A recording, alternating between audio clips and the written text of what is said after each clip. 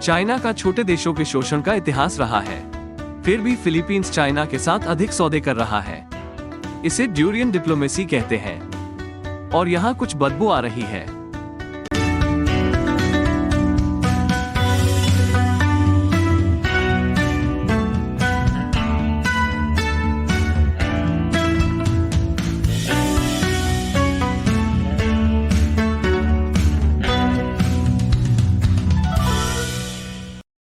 आपका स्वागत है। मैं क्रिस चैपल हूँ। चीन के पास दूसरे देशों को मजबूर करने और प्रभावित करने के लिए व्यापार को हथियार बनाने का एक सीधा ट्रैक रिकॉर्ड है।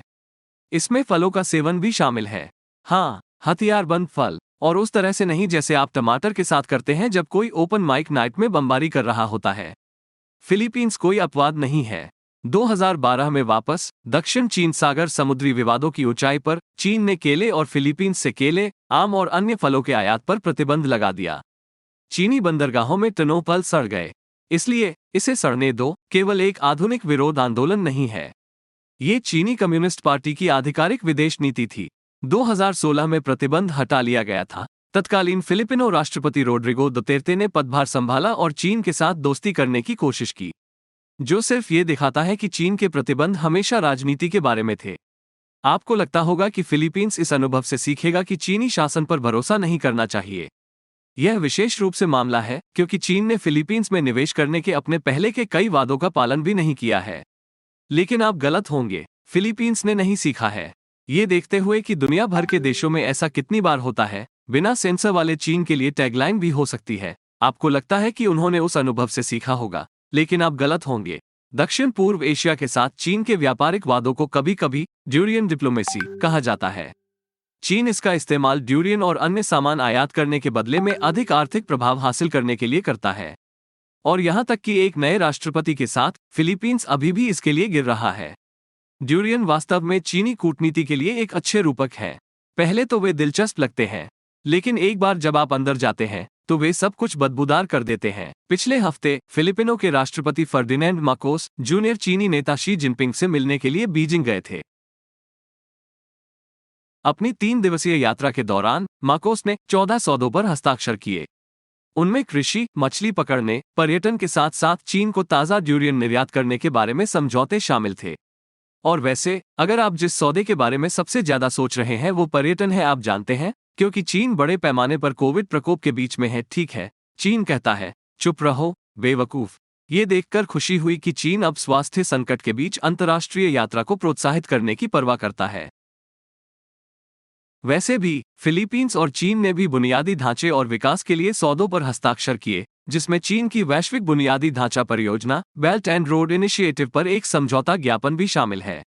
ये भी बताया गया है कि शी ने मार्कोस से कहा कि चीन तेल अन्वेषण वार्ता को फिर से शुरू करने के लिए तैयार है, जिसे पिछले फिलिपिनो राष्ट्रपति ने छोड़ दिया था। दोनों देश संभावित दक्षिण चीन सागर विवादों जैसे समुद्री मुद्दों के बारे में संवाद करने के लिए एक तंत्र पर भी सहमत हुए। मेरे पास उस पर और बाद में होगा। चीन का दावा है कि हाल की यात्रा चीनी फिलीपीन संबंधों में नए सुनहरे युग की शुरुआत करेगी।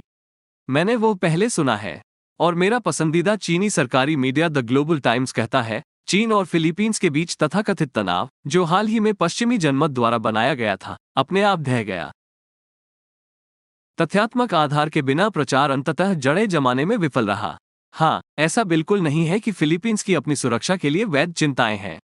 फिलीपींस अपनी अर्थव्यवस्था को चलाने के लिए चीन के साथ सौदे करना चाहता है और सोचता है कि वो सुरक्षा चिंताओं को अलग रख सकता है।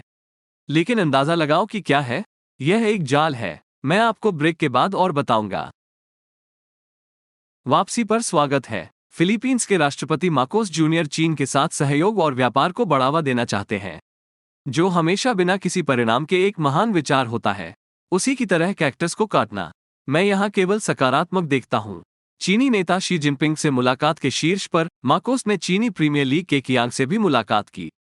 मार्कोस ने कहा, यह बहुत महत्वपूर्ण है कि ये साझेदारियां मजबूत बनी रहें, प्रोत्साहित होती रहें, और मुझे लगता है कि यह हमारे देशों के पारस्परिक लाभ का मार्ग होगा। हाँ, पारस्परिक लाभ, लोरी सरकारी अधिकारी खुद गाते हैं जब वे चीन जैसे सत्तावादी शासन के साथ सौदे करने की बात करते हैं। पहली नज़र में मार्कोस के निवेश प्रतिज्ञाओं से ऐसा लग रहा था कि वे फिलीपींस की बहुत मदद करेंगे। लेकिन ध्यान रहे कि ये केवल प्रतिज्ञाएं हैं। और 14 हस्ताक्षरित समझौतों में से कुछ या तो पुनरुद्धार है या पिछले फिलीपीन प्रशासन से अधूरे समझौते की निरंतरता है। लेकिन मुझे यकीन है कि चीन अब अपने सभी वादों को पूरा करेगा, जबकि वो पहले नहीं कर पाया था। जैसे मुझे भी यकीन है लूसी फुटबॉल को हिला नहीं पाएगी। आगे बढ़ो और इसे लात मारो, चार्ली ब्राउन। आप उस पर भरोसा कर सकते हैं। लेकिन मार्कोस के अनुसार ये प्रतिज्ञाएं ठोस कार्रवाइयों द्वारा पहले से ही समर्थित हैं, जो फिलिपिनो के लिए हजारों नौकरियां पैदा करेगी। और उन कार्रवाइयों पर ठोस शायद उतना ही ठोस है जितना चीन के बुनियादी ढांचे पर कंक्रीट। लेकिन भले ही चीन इस बार अपने वादों पर खरा उतरता है, ये फिलीपींस को चीन पर और अधिक निर्भर बना देगा। ये फिलीपींस को आर्थिक दबाव के प्रति अधिक संवेदनशील बनाता है, खासकर जब ये दक्षिण चीन सागर की बात आती है। दक्षिण चीन सागर पर बीजिंग के दावों को खारिज करने वाले एक अंतर्राष्ट्रीय न्यायाधिकरण के बावजूद चीन वहां फिलिपिनो मछुआरों को परेशान करता रहता है। फिलीपींस वास्तव में उस शासन के साथ व्यापार कर रहा है जो उन्हें परेशान कर रहा है। यह आपके बुली के पूछने से पहले अपने लंच के पैसे देने जैसा है। उदाहरण के लिए, पिछले साल नवंबर में फिलीपीन नौसेना ने कहा कि चीन के तटरक्षक ने जबरन संदिग्ध रॉकेट मलबे को जब्त कर लिया था जिसे एक फिलिपिनो नाव द्वारा खींचा जा रहा था। खैर, हाल की बातचीत के लिए धन्यवाद। चीन और फिलीपींस रॉकेट लॉन्च के लिए एक अलर्ट सिस्टम स्थापित करने पर सहमत हुए। उन्होंने दक्षिण चीन सागर में वृद्धि को रोकने के लिए सीधे संचार चैनल भी स्थापित किए। और चीनी सरकार के अनुसार उन्होंने क्षेत्र में शांति और स्थिरता को बनाए रखने और बढ़ावा देने के महत्व की फिर से पुष्टि की। हाँ, आप चीन पर पूरी तरह से भरोसा कर सकते हैं कि वो वहां शांति और स्थिरता को बढ़ावा देने के अपने वादे पर कायम रहेगा। चीन शांति और स्थिरता की उतनी ही परवाह करता है जितनी कि डेफ लेपर्ड के ड्रमर मैचिंग ग्लव्स की। मार्कोस ने यह भी कहा है कि शी ने एक समझौता और समाधान का वादा किया था जो फिलीपीन के मछुआरों को उनके ऐतिहासिक मछली पकड़ने के मैदान में काम करने की अनुमति दे सकता है। सही। खैर, बहुत सारे मछुआरे सोचते हैं कि यह समझौता वास्तव में उनकी समस्याओं का समाधान नहीं करेगा। यह उस पुरानी कहावत की तरह है, एक आदमी को एक मछली दो और वो एक दिन के लिए खाता है। एक आदमी से कहो कि अगर उसकी सरकार अच्छा खेलती है तो आप उसे अपने पानी में मछली पकड़ने देंगे और इससे उसकी समस्या हल नहीं होगी। समझौता वास्तव में बहुत कृपालु लगता है। आखिरकार, ये कैसे हो सकता है कि चीन फिलिपिनो मछुआरों को पानी में अनुमति देता है जो पहले चीन के नहीं है? और यही समस्या है। जब तक फिलीपींस व्यापार और शांति के लिए चीन की ओर देखता रहेगा, तब तक चीन फिलीपींस को हेय दृष्टि से देखता रहेगा और उसके साथ जबरदस्ती करने के वादों का इस्तेमाल करेगा। वादे जो उन्होंने पहले ही नहीं रखे हैं। आपको लगता है कि उन्होंने उस अनुभव से सीखा होगा, लेकिन आप गलत होंगे। और अब मेरे सभी अद्भुत प्रशंसकों के लिए धन्यवाद के रूप में, जो क्राउड फंडिंग वेबसाइट पैट्रन या अन्य सोशल मीडिया प्लेटफॉर्म लोकल के माध्यम से बिना सेंसर किए चीन का समर्थन करते हैं, मैं आपके एक प्रश्न का उत्तर दूंगा। मैट विल्सन पैट्रियन पर पूछते हैं, मैंने हाल ही में एक समाचार कार्यक्रम देखा और उनके पास चीन की कोविड स्थिति के बारे में एक खंड था। हालांकि उनकी जानकारी पुरानी थी। मैंने उनके YouTube कमेंट सेक्शन के साथ साथ आपके शो के लिंक में थोड़ी जानकारी दी थी, लेकिन कमेंट लगभग तुरंत गायब हो गया। क्या आपने इसका सामना किया है? अच्छा प्रश्न, मैट। YouTube चैनल स्वामियों को अपनी इच्छानुसार किसी भी टिप्पणी को मैन्युअल रूप से हटाने का विकल्प देता है, लेकिन हो सकता है कि आपके मामले में ऐसा न हो।